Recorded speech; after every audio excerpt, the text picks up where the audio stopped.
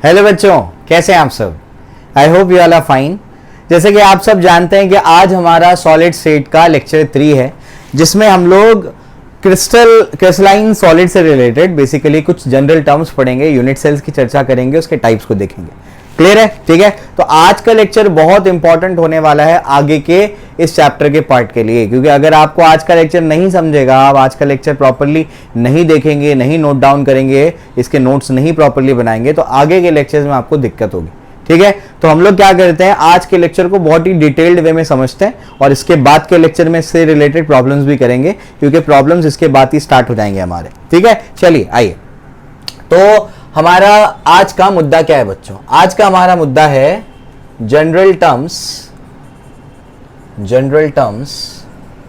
Related to crystalline solids.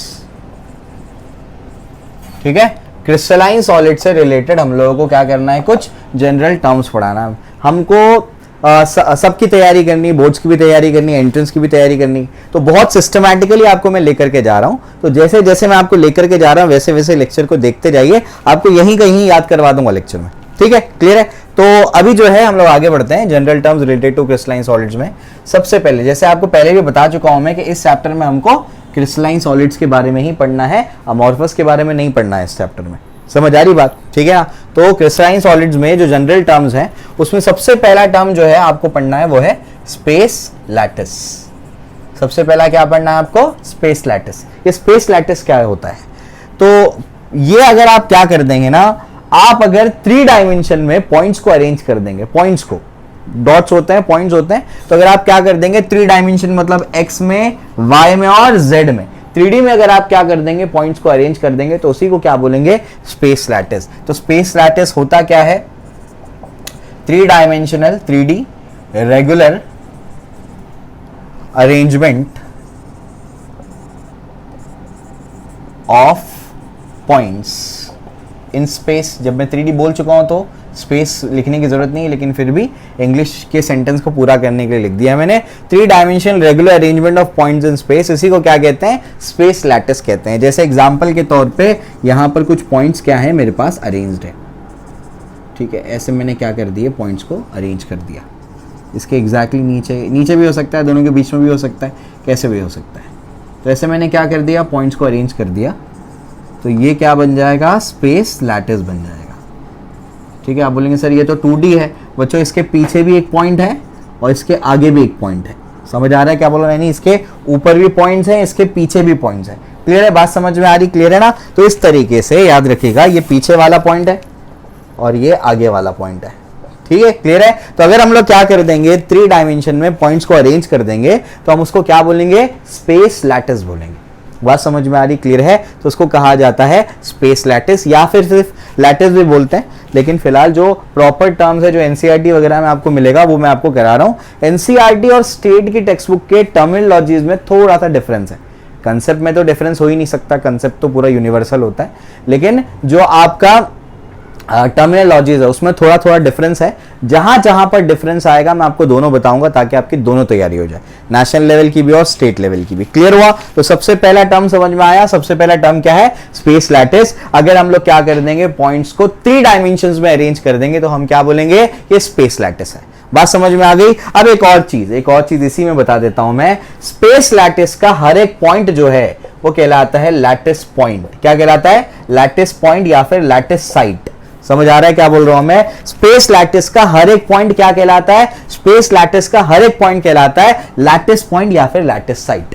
बात समझ में आ गई? तो मुझे बताइए, अगर हम लोग पॉइंट्स को 3 डायमेंशन में अरेंज कर देंगे तो उसको क्या बोलेंगे? हम स्पेस लैटिस बोलेंगे। बात समझ में आ गई? और स्पेस लैटिस का हर एक पॉइंट क्या कहलाएगा? स्पेस लैटिस का हर एक पॉइंट कहलाएगा लैटिस पॉइंट या फिर लैटिस साइट। समझ में आ गया? क्लियर है? तो पॉइंट्स ऑफ स्पेस लैटिस, समझ आ गया? यही आपका दूसरा डेफिनेशन था जो आपको मैंने बता दिया। तो लैटिस पॉइंट क्या होता है, लैटिस साइड क्या होता है, पॉइंट्स ऑफ स्पेस लैटिस को क्या बोलते हैं आप? लैटिस पॉइंट बोलते हैं। बात समझ में आ गई? क्लियर है? चलिए भाई, इसके बाद अभी हम लोग क्या करते हैं, 2 चीजें हो गई, 2 टर्म्स आपको बता दिए। तीसरे टर्म पे चलते हैं। तीसरा टर्म क्या है उसको समझते हैं। देखो ध्यान से, तीसरा टर्म है हमारा क्रिस्टल लैटिस। तीसरा क्या है, क्रिस्टल लैटिस। ठीक है, क्रिस्टल लैटिस क्या है, ये जो हम लोग ने क्या कर दिया था, ऐसे पॉइंट्स को अरेंज कर दिया था, ऐसे पॉइंट्स को हम लोग ने क्या कर दिया, ऐसे ऐसे अरेंज कर दिया था, है ना।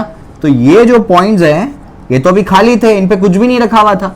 अगर मैं क्या कर दूंगा इन पॉइंट्स पे, देखो सिर्फ पॉइंट्स अरेंज है, तो हम लोग इसको क्या बोलेंगे, स्पेस लैटिस। यानी स्पेस लैटिस के जो खाली पॉइंट्स, अभी तो कुछ भी नहीं बैठा हुआ है, अगर मैं इनके ऊपर पार्टिकल्स को बिठा दूं, पार्टिकल्स का मतलब क्या होता है बताया था मैंने स्टार्ट में जाकर के, फर्स्ट और सेकंड लेक्चर देखिए। पार्टिकल्स का मतलब या तो एटम होगा, या तो मॉलिक्यूल होगा, या तो आयन होगा। तो स्पेस लैटिस के पॉइंट्स पे, यानी क्या, लैटिस पॉइंट्स पे या तो एटम बैठ जाए, या तो मॉलिक्यूल बैठा दें, या तो आयन बैठा देंगे, तब जो आपको स्ट्रक्चर मिलेगा उसको क्या बोलेंगे, क्रिस्टल लैटिस। समझ आ गया। तो इफ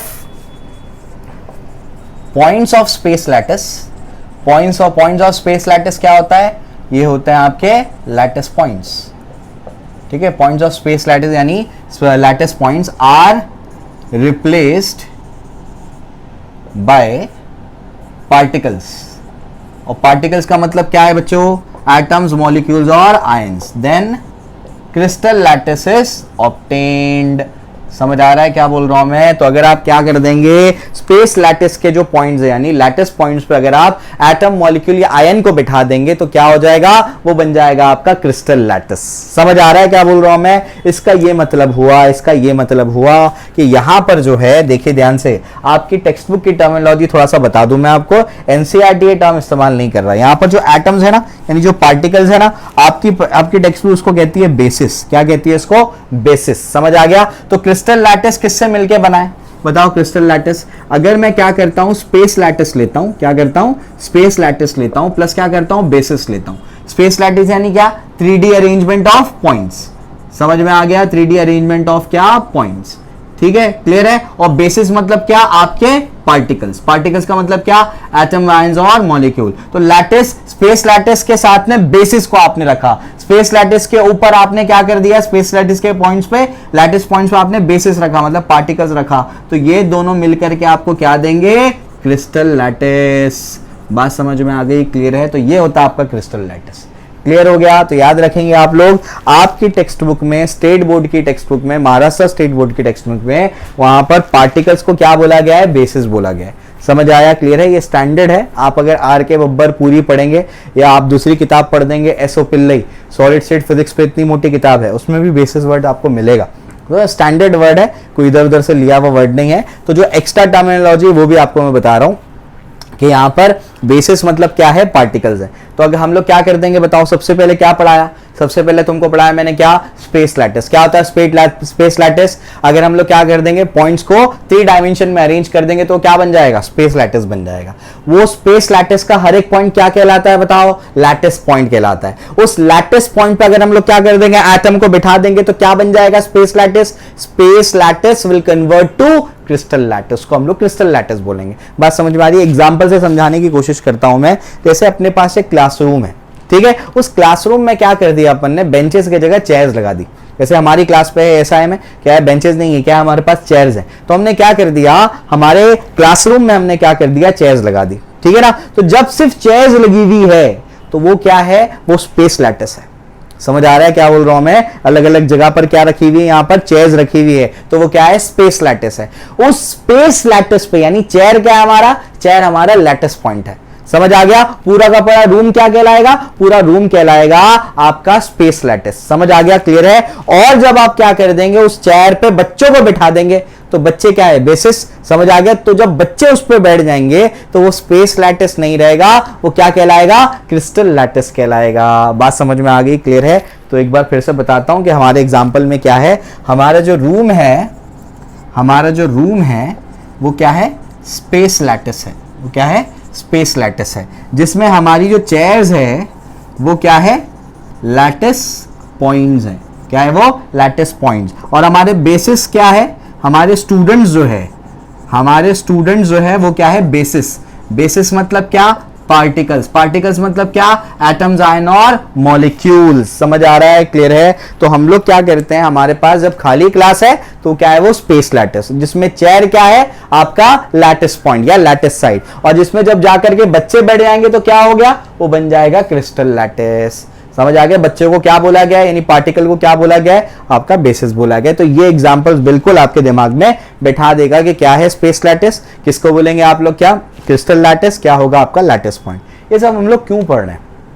ये सब हम लोग इसलिए पढ़ रहे हैं क्योंकि हम लोगों को बेसिकली ये समझना है कि सॉलिड्स के अंदर का स्ट्रक्चर कैसा है, सॉलिड्स के अंदर पार्टिकल्स किस तरीके से बैठे हुए हैं, ये अपने को समझना है, उसी का अपन बेस तैयार कर रहे हैं। क्लियर हो गया? तो 3 टर्म समझ में आ गए, बिल्कुल इजी मैनर में आपको समझा दिया मैंने, कौन क्या क्या, स्पेस लैटिस, लैटिस पॉइंट, और तीसरा क्या है, क्रिस्टल लैटिस। क्लियर हो गया? समझ में आ गया? चलिए भाई आगे बढ़ते हैं। आगे क्या है, इसके बाद बच्चों हम लोग पढ़ेंगे यूनिट सेल्स के बारे में। क्या पढ़ेंगे? Unit cell. क्या होता है यूनिट सेल, आइए उस पर चर्चा करते हैं।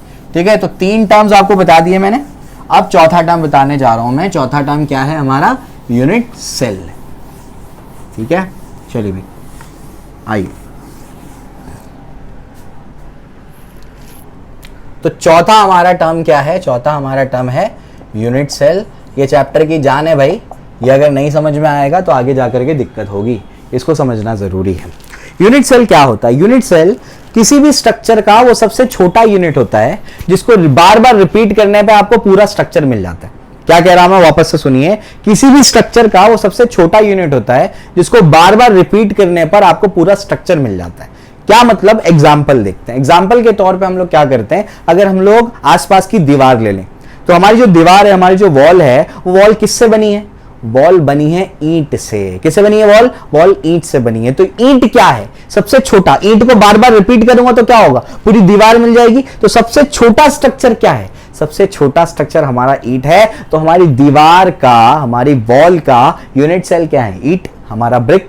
समझ आ गया? लिखते जाता हूं मैं।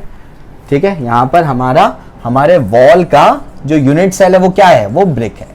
बात समझ में आ रही? क्लियर? और एग्जांपल लेता हूं, और एग्जांपल के तौर पे ऐसे देख सकते हैं, जैसे आपके पास एक केक है, समझ आ गया? आपने, हमारे यहाँ वो मॉन्जिनीज है, मॉन्जिनीज नीचे जो होता है ना, वो हम पेस्ट्री खाते हैं, पेस्ट्री। तो पेस्ट्री क्या होती है, ऐसे कुछ होती, ऐसे इसको कट करके ऐसे कुछ बनाया जाता है, ऐसे होती पेस्ट्री। समझ आ रहा है क्या बोल रहा हूं? इसी तरीके से पेस्ट्री होती है। तो पेस्ट्री क्या है, पेस्ट्री अगर हम लोग क्या कर देंगे, वो पेस्ट्री को बार बार रिपीट करेंगे तो पूरा केक मिल जाएगा। तो केक का सबसे छोटा स्ट्रक्चर कौन सा है, सबसे छोटा स्ट्रक्चर पेस्ट्री है। समझ आ गया? तो केक का यूनिट सेल क्या है, केक का यूनिट सेल पेस्ट्री है। बात समझ में आ गई? क्लियर है? तो यहां पर हमारे पास जब केक की बात करेंगे तो केक का यूनिट सेल क्या है हमारा, पेस्ट्री। ठीक है, ये भी आपको समझ में आ गया।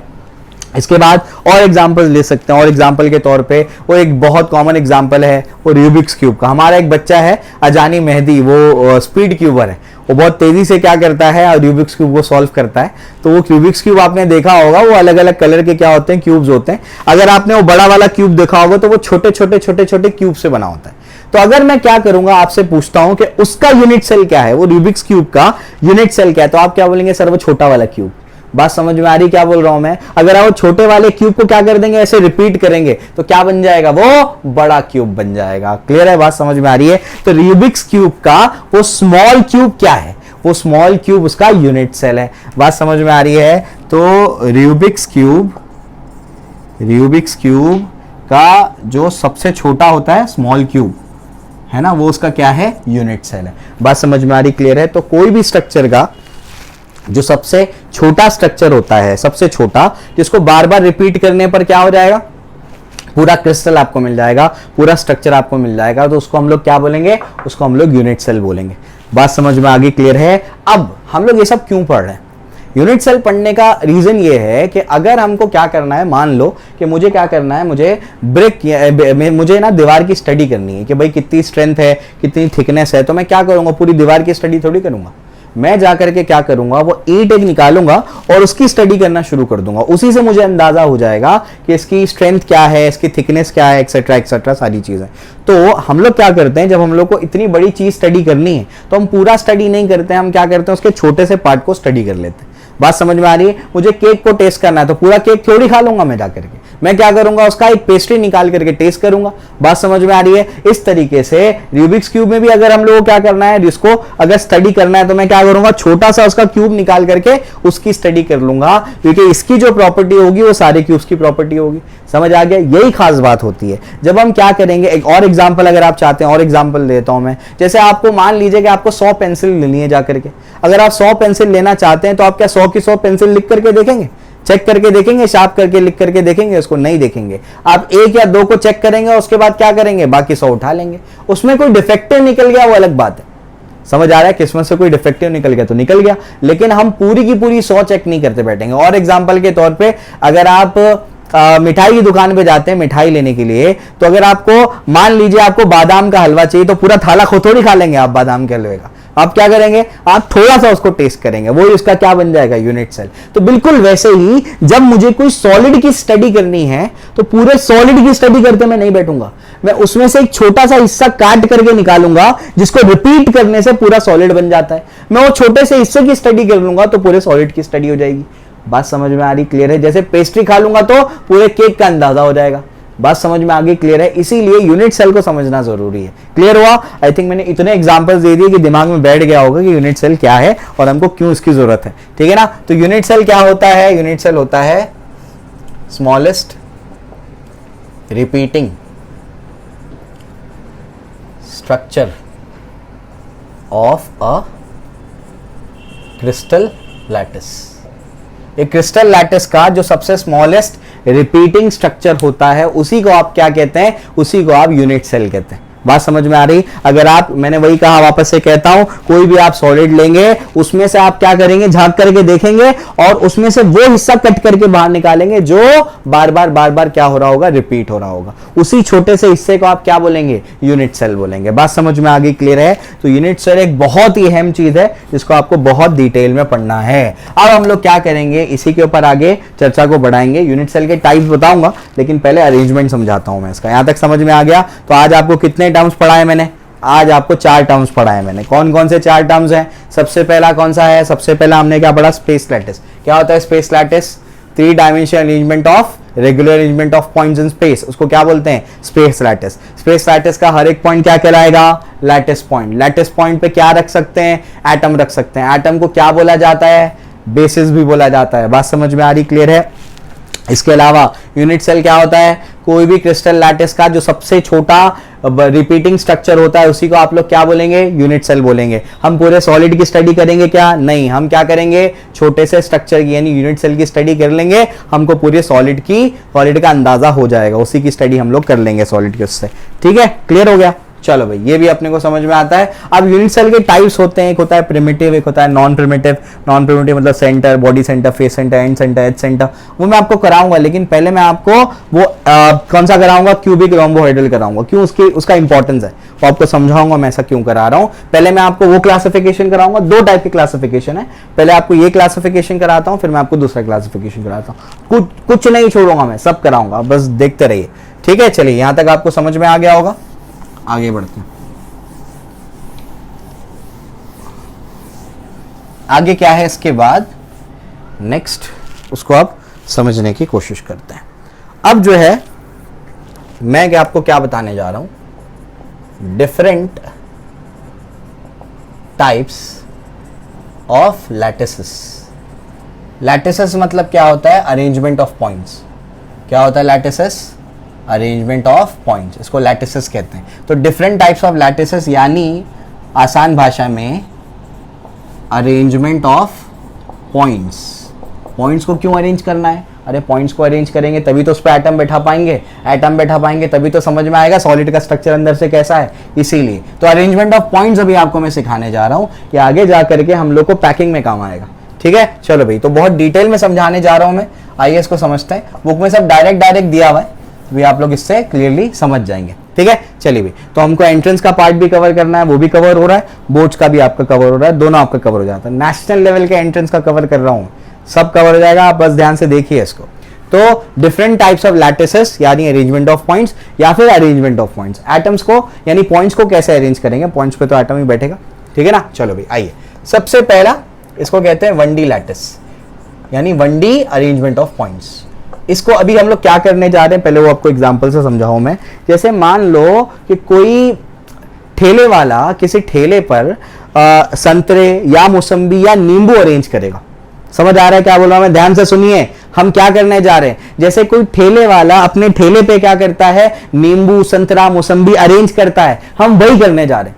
जैसे वो अरेंज करता है हम वही अरेंज करने जा रहे हैं। बात समझ में आ रही, क्लियर है? क्यों ऐसा बोला है मैंने, सेब का एग्जांपल क्यों नहीं लिया मैंने? हम एटम को क्या मानते हैं, हम स्फेरिकल एटम को तो देखा नहीं किसी ने, हम मान लेते हैं वो स्फेरिकल है। नींबू संतरा और आपका मौसम्बी कैसा होता है, स्फेरिकल होता है। बात समझ में आ रही क्या बोल रहा हूं मैं, क्लियर है? तो हम बेसिकली क्या करने वाले हैं, हम ठेला वाला बनने वाले हैं और ठेले पे क्या करने वाले हैं, हम लोग एटम्स को अरेंज करने वाले, यानी बेसिकली मौसम्बी संतरा और नींबू को अरेंज करना आपको सिखाने वाला हूं मैं। तो कैसे कैसे वो अरेंज कर सकता है, हम उसकी पॉसिबिलिटीज देखेंगे अभी। बात समझ में आ रही, क्लियर है? चलिए भी, तो यही आपको समझना है, जिसमें सबसे पहला क्या आपका 1D लैटिस। 1D लैटिस क्या होता है? 1D लैटिस का मतलब होता है पॉइंट्स, या ऐसे ऐसे लिखो उसको, पार्टिकल्स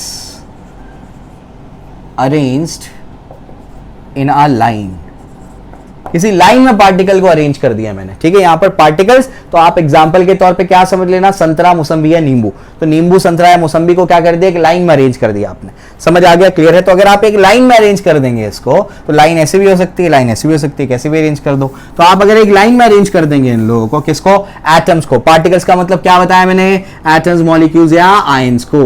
तो अगर आप लोग क्या कर देंगे, पार्टिकल्स को एक लाइन में अरेंज कर देंगे, तो हम उसको कहेंगे कि 1 डायमेंशनल लैटिस है ये। क्या बोलेंगे इसको, ये 1 डायमेंशनल लैटिस है, ठीक है ना? यानी 1 डायमेंशनल अरेंजमेंट ऑफ पॉइंट्स है। तो यहां पर ये एक मेरे पास क्या हो गया, एक दूसरा एटम, एक एटम दूसरा एटम, तीसरा एटम, चौथा, पांचवा, छठा, सातवां, ऐसे हो सकता है। इसको ऐसे करो, ऐसे क्लोज क्यों बनाना है, सॉलिड है ना भाई, सॉलिड में ऐसे ही होते हैं, ऐसे ही होते हैं पार्टिकल्स, इसलिए क्लोज क्लोज बनाना है। चलो 1 2 3 4 5 6 7 एटम्स को मैंने क्या कर दिया, एक लाइन में अरेंज कर दिया। उसको ऐसे भी अरेंज कर सकता था मैं, कैसे, बस एक लाइन में अरेंज करना है। बात समझ में आ रही, क्लियर है? तो ये मैंने एटम्स को क्या कर दिया, एक लाइन में अरेंज कर दिया। तो इसको क्या बोलेंगे, इसको बोलेंगे 1 डायमेंशनल लैटिस।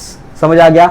अब सुनिए ध्यान से, हम इसको रिप्रेजेंट कैसे करते हैं। हम इतने बड़े बड़े एटम बनाते नहीं बैठते, हम क्या करते हैं, पूरे के पूरे एटम को एक उसके सेंटर पे क्या करते हैं, उसके सेंटर पे हम लोग उसको पूरा कंप्रेस कर देते हैं। हम इमेजिन करते हैं कि सेंटर पे वो क्या हो गया, कंप्रेस हो गया। ये इमेजिन करते हैं हम लोग, उसके सेंटर पे कंप्रेस कर देते हैं पूरे के पूरे एटम को। और हम लोग क्या करते हैं, हम लोग जब हम लोग उसको बनाएंगे ना बुक में, तो हम लोग क्या कर देंगे, ये सिर्फ इतना बनाएंगे, ये इतना बनाएंगे, पूरा पूरा एटम बनाते नहीं बैठेंगे हम लोग। ये ऐसे बनाएंगे, ये ऐसे, इसके नीचे ये ऐसे। समझ आ गया? तो जब बुक में ऐसे कुछ हम लोग को अरेंजमेंट हम लोगों को चाहिए होगा, तो हम लोग क्या करेंगे, हम लोग ऐसे पॉइंट्स बना देंगे, हम लोग बोल देंगे इस पे एटम्स बैठे हुए। बात समझ में आ रही, एटम्स, आयन, मॉलिक्यूल, कुछ भी बैठा हुआ है। कुछ समझ आया, क्लियर है? तो इस तरीके से हम लोग क्या करते हैं, एटम्स को अरेंज कर सकते हैं। या तो हम 1D में अरेंज कर सकते हैं, या तो क्या कर सकते हैं, या तो उसको 2D में अरेंज कर सकते हैं। ये समझ आया सबको? उससे पहले एक और चीज, यहां पर एक ऐसा पैरामीटर होगा जो उसको डिफाइन करेगा। कैसे डिफाइन करेगा, आप यहां पर क्या बताएंगे, आप उसको कैसे बोलेंगे। अब आप मान लो आप किसी ठेले वाले के पास काम कर रहे हैं, मान लो, ठीक है? आपको जो मालिक है ठेले वाला, बहुत बड़ा ठेले वाला है, बहुत बिक्री होती है उसकी, तो आप कहीं पे उसके पास काम कर रहे हैं। तो आपको ठेले वाला जो मालिक है वो बोलता है क्या करो, चलो नींबू अरेंज करके बताओ। समझ आ रहा है क्या बोल रहा हूं मैं, ठीक है? और वो चले जाता है, आप नींबू को अरेंज करते हैं। वो आकर के आपसे पूछता है कि आपने नींबू को कैसे अरेंज किया, तो आप उसको क्या जवाब दोगे, उसको क्या जवाब दोगे? इसमें एक पैरामीटर होता है जिसके बेसिस पे आप जवाब दे सकते हो। क्या आप ऐसे जवाब दे सकते हो, आप ये मान रहे हो कि सारे नींबू एक साइज के, ये मान लिया आपने, क्योंकि एटम तो एक ही साइज के होते हैं, है ना, जो हम लोग अरेंज करने वाले हैं खासकर इसके अंदर, ठीक है? चलो भाई, तो आप ये बोल सकते हो कि सर 2 एटम्स, भैया 2 एटम्स के बीच का सेंटर का जो डिस्टेंस है वो d है। कोई भी 2 अगर आप एटम्स लेंगे, उनके जो सेंटर का डिस्टेंस है वो कितना है, वो d है। कुछ समझ आ रहा है क्या बोल रहा हूं मैं? ऐसे अरेंज किया है उसने, तो हाँ उसको समझ में आ जाएगा। क्लियर हो गया? तो वो क्या बोलेगा, अच्छा ऐसे अरेंज किया क्या, कि कोई भी 2 एटम्स के बीच में, एटम्स के सेंटर के बीच में डिस्टेंस क्या है, d है। यानी क्या, अगर इसको स्पेसिफाई करना है कि इसके अंदर क्या पैरामीटर है, क्या हम लोग ने एक पैटर्न देख करके इसको, पैटर्न देख करके हमने क्या कर दिया, इसको अरेंज किया, तो 2 एटम्स के सेंटर के बीच में डिस्टेंस अपन ने क्या माना, d माना। समझ आ रहा है क्या बोल रहा हूं मैं? तो एक पैरामीटर है distance between the two centres, D क्या है? 1 पैरामीटर, एक पैरामीटर है जिसके बेसिस से हम लोग क्या कर रहे हैं, इसको डिफाइन कर रहे हैं, डिस्टेंस बिटवीन टू सेंटर्स।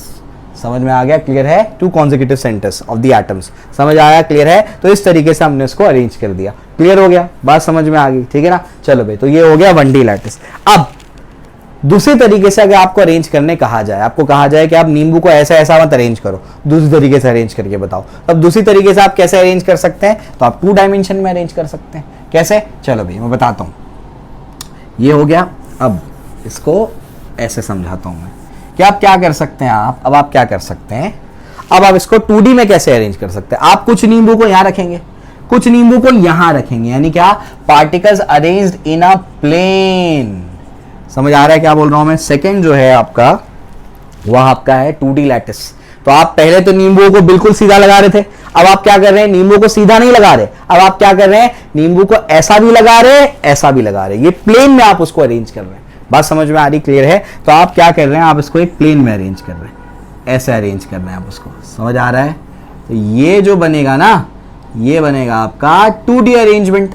समझ आ गया? 2D अरेंजमेंट, इसको क्या बोलेंगे? इसको बोलेंगे 2D लैटिस। या आपका बनेगा 2D अरेंजमेंट, या फिर क्या आपका 2D लैटिस। समझ आ रही बात? ये हुई ना बात? ऐसे है ये। समझ आ गया? तो इसको बोलेंगे 2D लैटिस। ठीक है, तो ये आपका क्या बन जाएगा? 2D लैटिस बन जाएगा। एक्चुअली कैसे रिप्रेजेंट करोगे इसको? सिर्फ सेंटर्स बताने होते हैं, ये ऐसे ऐसे आप उसको क्या करोगे? ऐसे आप बताओगे, ऐसे एक्चुअल बना के नहीं बैठोगे आप, ये आपको समझाने के लिए।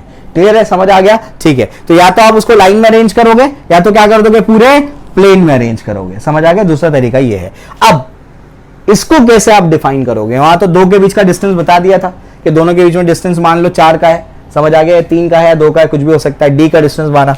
अब यहां पर क्या करना पड़ेगा? आपको बताना पड़ेगा कि ये वाले नींबुओं के बीच में कितना डिस्टेंस है, उनके सेंटर्स के बीच में। फिर आपको ये भी बताना पड़ेगा कि ये वाले नींबू के सेंटर्स के बीच में कितना डिस्टेंस है, और आपको ये भी बताना पड़ेगा कि ये डिस्टेंस और ये डिस्टेंस के बीच में एंगल कितना है। समझ आ रहा है क्या बोल रहा हूं? आपको 3 चीजें बतानी पड़ेंगी। वहां पर तो एक से काम बन रहा था, आपको ये भी बताना पड़ेगा कि ये वाले नींबू के बीच में कितना डिस्टेंस है। फिर आपको क्या बताना पड़ेगा? ये वाले नींबुओं के बीच में कितना डिस्टेंस है। समझ आ गया? आपको बताना पड़ेगा इनके बीच में एंगल कितना है। बात समझ में आ रही? क्लियर है? तो इस तरीके से आपको 3 चीजें बतानी पड़ेगी। 3 पैरामीटर्स रिक्वायर्ड है। यहाँ पर कितने पैरामीटर्स रिक्वायर्ड है? 3 पैरामीटर्स आर रिक्वायर्ड। कौन कौन सा? एक ए, एक बी और एक अल्फा। ये ए मान लो, ये डिस्टेंस बी मान लो, एक अल्फा मान लो। समझ आया? क्लियर है? तो यहां पर आप अब ये भी सीख गए कि नींबू यानी एटम्स को आप या तो सीधा अरेंज कर देंगे इन अ लाइन, या तो आप प्लेन में अरेंज कर देंगे, या तो तीसरा क्या होगा बताओ? अभी तीसरा क्या होगा? एक 1D था, एक 2D था, एक 3D होगा। 3D मतलब क्या बताओ? अभी एक लाइन में था, फिर एक प्लेन में आया, आप क्या कर देंगे? इसके ऊपर भी अरेंज कर देंगे। कुछ समझ आ रहा है? वो आपका तीसरा होगा। क्लियर है? तो आपका वो 3D लैटिस होगा। वो बना के बताऊंगा नहीं मैं, क्योंकि आगे जाकर के हम लोग उसको सीखेंगे ही। अभी से मैं आपको पैरामीटर्स बताऊंगा, उसके बेसिस में आपको यूनिट सेल को डिफाइन कराऊंगा। ठीक है, तो यहाँ पर 3 पैरामीटर्स रिक्वायर्ड, 3 पैरामीटर्स रिक्वायर्ड है, ए, बी और अल्फा। 2 आपको लेंथ रिक्वायर्ड है, एक एंगल रिक्वायर्ड है। ठीक है, इससे पहले ये 2D में 5 टाइप के यूनिट सेल बनते हैं। 2D में कितने टाइप के बनते हैं? 5 टाइप के यूनिट सेल बनते हैं। वो मैं आपको जरा बता देता हूं 5 टाइप के यूनिट सेल कौन कौन से होते हैं। तो 2D में there are 5 types of unit cells in 2D। समझ आ गया? 2D में कितने टाइप के? 5 टाइप के आपके पास क्या होते हैं? यूनिट सेल्स होते हैं। इसमें से जो सबसे पहला है वो आपका क्या है? Square unit cell. सबसे पहला क्या है? Square unit cell. ठीक है, दूसरा आपका क्या है? दूसरा आपका होता है रेक्टेंगुलर यूनिट सेल। तीसरा आपका होता है पैरेललोग्राम यूनिट सेल। चौथा होता है आपका रोम्बस यूनिट सेल। और फिफ्थ होता है आपका हेक्सागोनल यूनिट सेल। समझ आ गया? तो ऐसे आपके पास क्या होते हैं? 5 टाइप के यूनिट सेल्स होते हैं। इनके पैरामीटर्स क्या क्या होते हैं, आइए उसको भी समझने की हम लोग कोशिश करेंगे कि क्या क्या इनके पैरामीटर्स हैं। वो आपको बना करके मैं बताता हूं, आइए इसको देखते हैं। पैरामीटर्स में क्या है हमारे पास? स्क्वायर यूनिट सेल जो होता है हमारा, वो स्क्वायर यूनिट सेल क्या होता है? स्क्वायर यूनिट सेल में A = B होगा, and alpha is equal to क्या होगा आपका 90 डिग्री होगा। समझ आ गया। जो आपका रेक्टेंगुलर यूनिट सेल होता है उसमें A is not equal to B होता है, लेकिन अल्फा जो है वो 90 डिग्री होता है। समझ आ गया। ए और बी इक्वल नहीं होता। पैरेललोग्राम में क्या होगा, A is not equal to B होगा, लेकिन अल्फा जो है ना तो आपका यहाँ पर ये अल्फा 90 नहीं होगा, 90 के इक्वल नहीं होगा। और रोम्बस में क्या होगा, A is equal to B होगा, लेकिन अल्फा ना तो 90 होगा ना तो 60 होगा। समझ आ गया। और आपका हेक्सागोनल में क्या होगा, A is equal to B होगा, अल्फा जो है वो 60 डिग्री के इक्वल होगा। समझ आया, क्लियर है। तो अब तक हमने क्या क्या देख लिया, अब तक हमने ये देखा कि 2D लैटिसेस जो है, यानी आप अगर आप क्या कर देंगे, एटम्स को अरेंज करेंगे, यानी नींबू को अरेंज करेंगे, तो नींबू को या तो आप क्या कर देंगे, ऐसे स्ट्रेट लाइन में अरेंज कर देंगे, या तो आप प्लेन में अरेंज करेंगे। अब प्लेन में अरेंज करने के 5 तरीके, समझ आ रहा है क्या बोल रहा हूं मैं, यानी 5 साइड के यूनिट सेल्स बन सकते हैं। छोटा छोटा जो स्ट्रक्चर बनेगा वो 5 बनेगा, वो पांचों के पांचों आपको बना करके अभी बताता हूं मैं। क्लियर है, समझ में आ गया। इसके बाद हम हमारे असल मुद्दे पे जाएंगे। हमारा असल मुद्दा है 3D unit, 3D lattices. 3D उसमें जो है हम लोग 60 टाइप के यूनिट सेल्स देखेंगे, उसमें और सब कैटेगरी देखेंगे, जो टोटल मिला करके 14 टाइप्स ऑफ यूनिट सेल्स बनते हैं, जिनको कहते हैं ब्रेवाइस लैटिसेस। समझ आई बात, क्लियर है। तो इसके बाद हम लोग क्या करेंगे, जो हमारा 3D है और ये 2D वाला भी कंप्लीट करते हैं।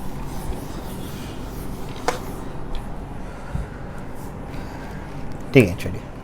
तो हम लोग क्या करते हैं, भी जो आपको 2D यूनिट सेल्स बताया मैंने, स्क्वायर, रेक्टेंगल, रोम्बस, पैरेललोग्राम और आपका हेक्सागोनल, है ना, तो आपको बना करके देता हूं मैं।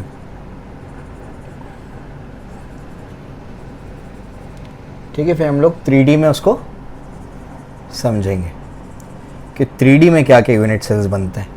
ये तो अभी 2D वाले बता रहा हूं मैं आपको। देखिए, डायग्राम वाला चैप्टर है भाई, तो अच्छे से डायग्राम बनाओ, ठीक है। और बिल्कुल भी फिक्र नहीं करने का, बच्चे ज़बरदस्ती डरते हैं। बहुत इजी चैप्टर है, बहुत आसान चैप्टर है, बिल्कुल घबराना नहीं इससे।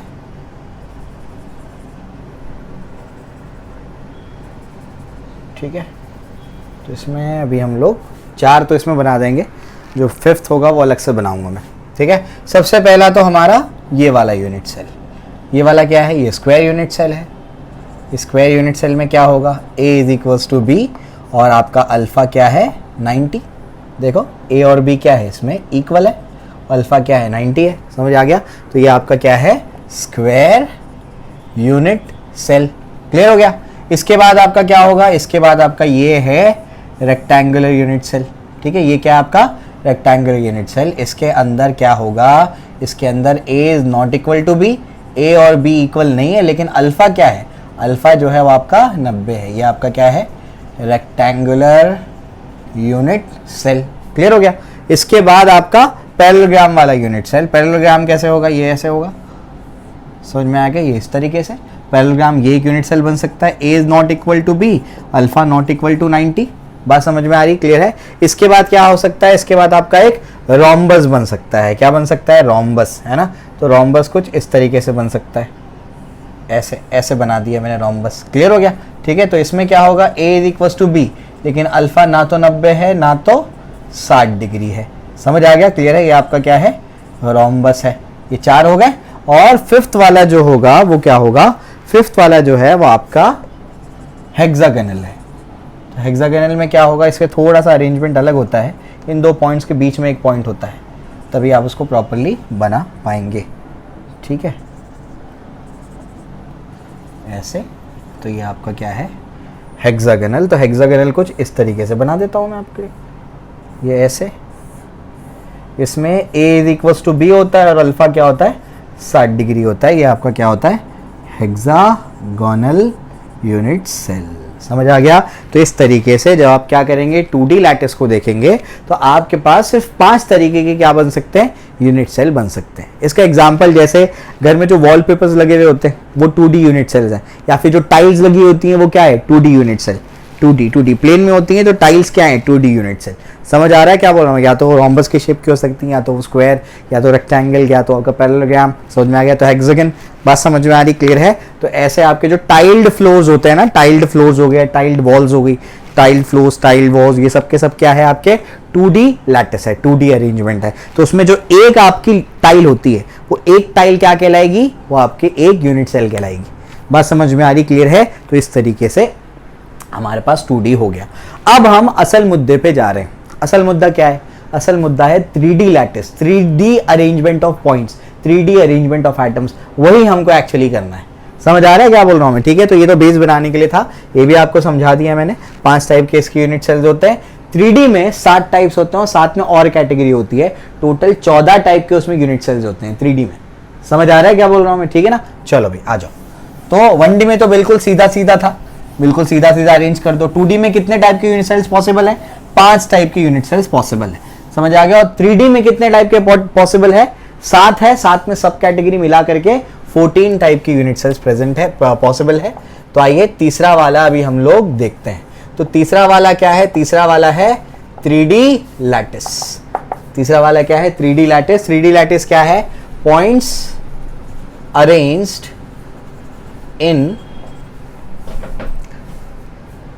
Arranged in space. समझ आ रहा है क्या बोल रहा हूं मैं? स्पेस मतलब क्या? 3 डायमेंशन में जब पॉइंट्स को हम लोग क्या करेंगे? अरेंज करेंगे, तो हम लोग उसको क्या बोलेंगे? 3D बोलेंगे। आपको पता है क्या है? अभी आपको नींबू को ऐसे ऐसे लगाना है, ऐसे ऐसे भी लगाना है, और साथ साथ में ऐसे ऊपर और पीछे भी लगाना है, ऊपर भी लगाना है, नीचे भी लगाना है। बात समझ में आ रही? ऐसे 3D में आपको क्या करना है? अरेंज करना है। ठीक है, तो वो तो आपको समझ में आता है। तो जब हम 1D की बात करें तो हमको एक पैरामीटर रिक्वायर्ड था, दोनों के बीच का डिस्टेंस, दोनों नींबू के सेंटर्स के बीच का डिस्टेंस, यानी क्या? दोनों एटम्स के बीच के सेंटर्स के बीच का डिस्टेंस। फिर हमको जब 2D में बात की है, जब 1D में बात किए तो एक पैरामीटर चाहिए था A। 2D में बात किए तो क्या क्या चाहिए था बताइए? A B अल्फा, ये डिस्टेंस चाहिए था, ये डिस्टेंस चाहिए था, दोनों के बीच में एंगल चाहिए था। क्लियर है? 3D में जब आप बात करेंगे तो आपको 6 पैरामीटर्स चाहिए होते हैं, A B C alpha beta gamma. समझ आ रहा है क्या बोल रहा हूं मैं? ये आपके क्या है? एक्सियल डिस्टेंसेस, ये क्या है? Axial angles. समझ आ रहा है क्या बोल रहा हूं मैं? तो 1D में कितना पैरामीटर चाहिए उसको आपको एक्सप्रेस करने के लिए? एक पैरामीटर, एक चीज चाहिए होती है उसको एक्सप्रेस करने के लिए, उसको बताने के लिए। 2D में 3 चीजें और 3D में 6 चीजें चाहिए होती है। तो आप क्या करते हैं, जब 3D की बात करेंगे तो 3D में यहां पर भी लगाएंगे, y यानी x में भी लगाएंगे एटम्स को, यानी आपके नींबुओं को x में भी लगाएंगे, y में भी लगाएंगे, और z, ये z बाहर आ रहा है, z में भी लगाएंगे। ठीक है ना? चलो भाई, तो आपको क्या क्या चाहिए? आपको ये डिस्टेंस भी चाहिए, a चाहिए, आपको b डिस्टेंस, ये वाला डिस्टेंस भी चाहिए, b डिस्टेंस भी चाहिए, और साथ साथ में आपको क्या चाहिए? ये c, यानी z में भी डिस्टेंस चाहिए, c डिस्टेंस भी चाहिए। यानी आपको ये भी पता होना चाहिए x में कितना डिस्टेंस है दोनों एटम्स के सेंटर के बीच में, y में कितना डिस्टेंस है दोनों एटम्स के सेंटर के बीच में, और z में कितना डिस्टेंस है दोनों एटम्स के सेंटर के बीच में। I hope I am clear. ठीक है, अब उसके बाद क्या यहां पर याद रखने का कि ये A और B के बीच में जो एंगल होगा, A और B के बीच में जो एंगल होगा उसको हम लोग बोलेंगे क्या? गामा। ठीक है, A और C के बीच में जो एंगल होगा उसको हम लोग बोलेंगे बीटा, और C और B के बीच में एंगल होगा उसको क्या बोलेंगे? अल्फा। क्लियर हो गया? समझ में आ गया? तो ये डायग्राम से आपको याद होना चाहिए। तो याद रखने का यहां पर कि in 3D lattice 6 parameters are required. कितने पैरामीटर्स? 6 parameters are required. ठीक है, कौन कौन सा? A B C alpha beta gamma. ठीक है ना? तो अल्फा किसके बीच का? B और C के बीच का अल्फा एंगल है, A और B के बीच में एंगल क्या है? गामा, और C और A के बीच में एंगल क्या है? आपका बीटा। क्लियर हो गया? समझ आ गया? तो इस तरीके से 3D है। अब 3D में जो आपके यूनिट सेल्स बनते हैं, 3D में 60 टाइप के यूनिट सेल्स पॉसिबल हैं। एक्सपेरिमेंटली, मैथमेटिकली सब कुछ हमने देख करके देखा। हमको क्या पता लगा कि जैसे 2D में सिर्फ 5 तरीके की यूनिट सेल्स बन सकते हैं, बिल्कुल वैसे ही 3D में सिर्फ 7 तरीके की यूनिट सेल्स बन सकते हैं। समझ आ गया? उसमें सब कैटेगरी बनेगी तो टोटल मिलाकर के सिर्फ 14 तरीके की यूनिट सेल्स बन सकते हैं। समझ आ रहा है? जो मेन कैटेगरी में कितने बनेंगे? 7। टोटल 3D में कितने बन सकते हैं? 14। 14 के ऊपर यूनिट सेल्स बन ही नहीं सकते 3D में। समझ आ गया? तो 3D में टोटल मैक्सिमम कितने यूनिट सेल्स बन सकते हैं? 14 यूनिट सेल्स बन सकते हैं। एक एक करके सब पढ़ाता हूं मैं। ये जो टेबल अब मैं बनाने जा रहा हूं, ये आपको याद करना बहुत जरूरी है। समझ आ गया? जेई में क्वेश्चंस आ चुके हैं, नीट में आ चुके हैं, आपको इसके ऊपर क्वेश्चन मिलेगा ही मिलेगा। याद करना बहुत जरूरी है। ये बात समझ में आ रही है? तो ये टेबल आपको याद रखना है। अभी ट्रिक भी बताऊंगा कैसे इसको याद रखना है। क्लियर हो गया? चलिए भाई आगे बढ़ते हैं।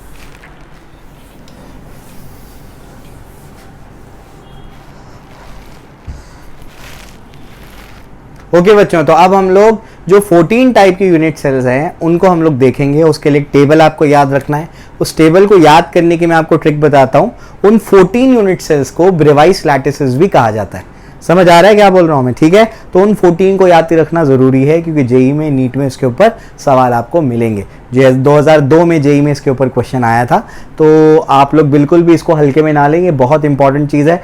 बोर्ड्स में भी इसके ऊपर सवाल आ सकते हैं। क्लियर है? चलिए आइए, तो अभी आपको समझाता हूं मैं। तो सबसे पहला जो आप लोग कॉलम बनाएंगे वो होगा टाइप्स ऑफ यूनिट सेल्स का। सबसे पहला कॉलम किसका होगा? टाइप्स ऑफ यूनिट सेल्स का होगा। टाइप्स ऑफ यूनिट सेल्स में आप लोग ये लिखेंगे जो मैं अभी आपको लिख के दे रहा हूं, CTOH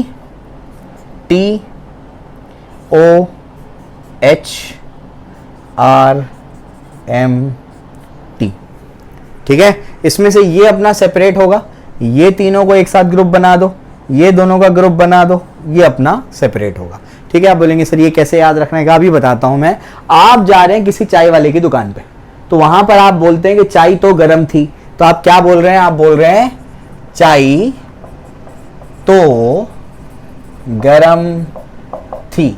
समझ आ रहा है क्या बोल रहा हूं मैं? क्या बोलेंगे आप? चाय तो क्या थी? गर्म थी। इसमें जी कुछ भी नहीं है। क्लियर हो गया? बात समझ में आ रही है?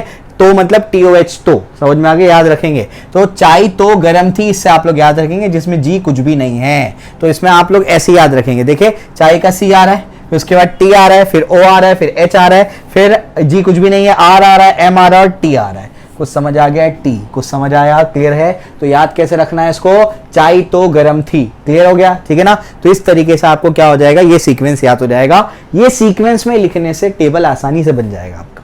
क्लियर हो गया? ठीक है, चलिए भाई आगे बढ़ते हैं। आगे क्या, ये क्या क्या है ये आपको समझा देता हूं। ये तो आपको आई होप समझ में आ गया होगा। इसको याद कर लेना है आपको कि चाय तो गर्म थी। ठीक है ना? चलिए भाई, अब इसके बाद क्या, ये जो C है ना, ये C आपका है क्यूबिक। क्या है बच्चों? C है क्यूबिक। T क्या है? T है टेट्राहेड्रल।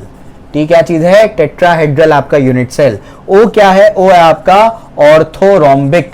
O क्या है? ऑर्थोरोम्बिक। H क्या है? H है हेक्सागोनल। H क्या है? हेक्सागोनल। ये याद हो गया ना? अगर चाय तो गर्म थी तो ये अपने आप लोग लिख लेंगे। R क्या है? रोम्बोहेड्रल। क्या है ये? रोम्बोहेड्रल। ठीक है। M क्या है? M है आपका मोनोक्लिनिक और T आपका क्या है? ट्राइक्लिनिक। समझ आ गया? तो याद हो जाएगा, बहुत इजी है। चाय तो गर्म थी, उसमें C क्या है? क्यूबिक है। TOH क्या है बताइए? T क्या है? टेट्राहेड्रल। O क्या है? ऑर्थोरोम्बिक। H क्या है? हेक्सागोनल। उसके बाद क्या? गर्म में G कुछ भी नहीं है। R क्या है? रोम्बोहेड्रल। M क्या है? मोनोक्लिनिक। T क्या है? ट्राइक्लिनिक। ट्री ऐसे याद हो जाएगा। ठीक है ना? ट्राइक्लिनिक। ठीक है, चलो भाई ये हो गया। इसके बाद आप सेकंड कॉलम बनाएंगे। आइए सेकंड कॉलम पे चलते हैं। सेकंड कॉलम जो होगा वो होगा आपका relation between A, B and C। ठीक है, A, B और C में क्या रिलेशन है वो अभी हम लोग देखने वाले हैं। ठीक है, चलिए इसको जरा सा ऐसे बना देते हैं ताकि हमको लिखने में आसानी हो। ठीक है, कुछ मिक्स नहीं हो जाएगी। ठीक है, चलो भाई ये बहुत इंपॉर्टेंट है, आपको अच्छे से याद रखना है, बहुत जरूरी चीज है ये। ठीक है, चलो भाई रिलेशन कैसे याद रखने का? बहुत आसान है। क्यूबिक मोस्ट सिमेट्रिकल होता है, तो इसमें A equals to B equals to C होता है। समझ आ गया? दूसरे वाले में क्या कर दो? A is equals to B is not equal to C, एक काट दो आखिर से। तीसरे वाले में क्या कर दो? A is not equal to B is not equal to C, दोनों काट दो। समझ आ गया? तो इतनी आसानी से हो गया ये। एक पहले वाले में क्या होगा? तीनों इक्वल। दूसरे वाले में क्या कर दो? लास्ट में से एक काट दो। तीसरे वाले में क्या कर दो? दोनों काट दो। समझ आ गया? हेक्सागोनल में क्या होगा? हेक्सागोनल की बात करते हैं। हेक्सागोनल में क्या करने का? इसको छोड़ के उल्टा रिपीट करना है। अभी हेक्सागोनल के बाद से क्या करना है? यहां से इसको छोड़ देना है और उल्टा रिपीट करना है। अब क्या उल्टा रिपीट करोगे? ये अब इसको छोड़ दिया तो ये आएगा, तो ये क्या हो जाएगा? A is equal to B is not equal to C। उसके बाद क्या आएगा बताओ? A is equal to B is equal to C। को समझ आया? क्लियर है? उसके बाद मोनोक्लिनिक ट्राइक्लिनिक तो एसिमेट्रिकल होते हैं, तो A is not equal to B is not equal to C। वापस से is not equal to B is not equal to C। समझ आ गया? क्लियर है? चलिए मेरे साथ में रिवाइज करिए क्या किया हम लोगों ने। ये पहले कैसे लिखा बताओ? चाय तो गर्म थी, उसमें C क्या है? क्यूबिक। TOH मतलब टेट्राहेड्रल ऑर्थोरोम्बिक हेक्सागोनल। उसके बाद गर्म में G कुछ नहीं है। R क्या है? R क्या है? रोम्बोहेड्रल। M क्या है? मोनोक्लिनिक। T क्या है? ट्राइक्लिनिक। कैसे रिलेशन लिखोगे? सबसे पहला क्या आएगा बताओ? सबसे पहले क्यूबिक तो मोस्ट सिमेट्रिकल है, तो A equals to B equals to C। दूसरे वाले में एक काट दो, तीसरे वाले में दोनों काट दो। समझ आया? क्लियर है? उसके बाद आगे क्या क्या है, मैंने क्या बोला, ये छोड़ के ऑर्थोरॉम्बिक को छोड़ के उल्टा रिपीट करना है, तो ये आएगा a equals to B is not equal to C, उसके बाद क्या आएगा a equals to B is equals to C, monoclinic triclinic तो एसिमेट्रिकल है।